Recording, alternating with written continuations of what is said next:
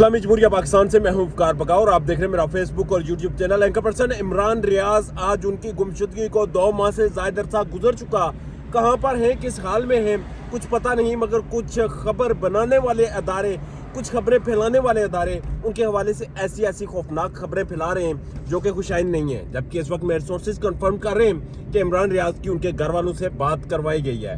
ان کے گھر والوں سے ان کی بات ہوئی، ان کی سلامتی کو جو ہے وہ یقینی بنایا گیا اور بتایا گیا کہ عمران ریاض ٹھیک ہیں۔ انہوں نے خود بھی اس چیز کو مانا کہ وہ ٹھیک ہیں اور جہاں پر ہیں وہ سلامتی کے ساتھ ہیں، خیریت کے ساتھ ہیں۔ مگر سوال یہ پیدا ہوتا ہے وہ کہاں پر ہیں، کس کے پاس ہیں اور کیوں ہیں؟ اب اس کا جواب کون دے گا؟ جواب اصولی طور پر ریاست کو دینا چاہیے، ریاستی اداروں کو دینا چاہیے، عدالتوں کو دینا چاہیے، قانون نافذ کرنے والے اداروں کو دینا چاہیے، مگر ابھی تک کوئی بھی جواب دینے میں کامیاب نہیں ہو سکا۔ یہ سارے لوگ اس وقت آئیں بائیں شائیں کر رہے ہیں اور اس وقت اس ملک میں ایک جنگل کا قانون رائج ہے۔ شاید جنگل کے قانون میں بھی کچھ وہاں پر اصول ہوتے ہوں گے۔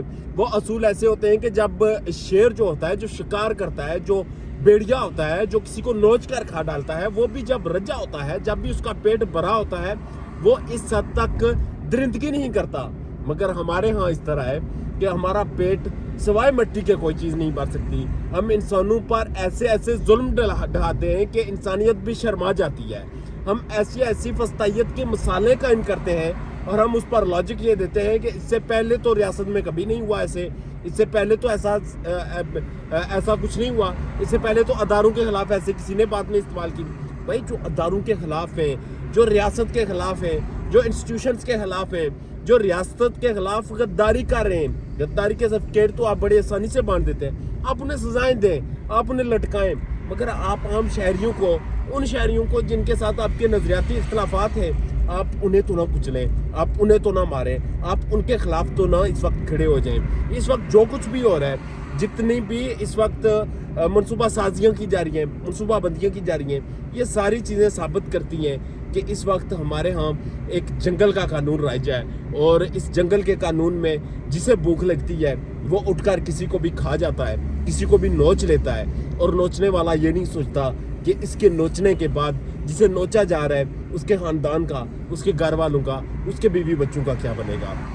عمران ریاض ایک مثال ہے۔ اس سے پہلے وزیرستان میں کیا کچھ ہوتا رہا، اس سے پہلے پاکستان کے ان تمام علاقوں میں کیا کچھ ہوتا رہا جن علاقوں پر ہماری ریاست کی توجہ نہیں تھی، وہاں سے لوگوں کو کیسے غائب کیا جاتا رہا، اور پھر جب ان کے گھر والے تصاویر لے کر احتجاج کرتے تھے تو کہا جاتا تھا کہ یہ ریاست مخالف ہے، ان کا بیٹا اس لیے اٹھایا گیا کیونکہ وہ ریاست مخالف تھا۔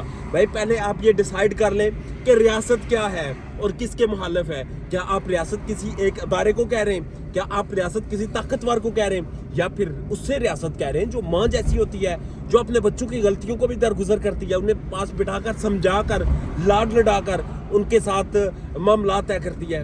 آپ کون سی ریاست کی بات کر رہے ہیں اور آپ کون سی ریاستی قوانین کی بات کر رہے ہیں، یہ سمجھ سے بالا تر ہیں۔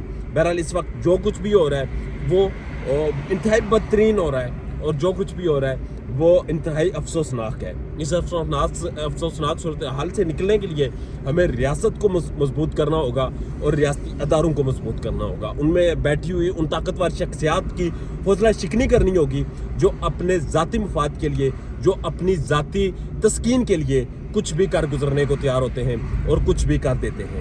بہرحال جو کچھ بھی ہو رہا ہے اس وقت ریاست میں ہو رہا ہے، اپنا اور اپنے چاہنے والوں کا ڈھیر زیادہ خیال رکھیے گا۔ اجازت دیجیے اللہ نے کے بعد۔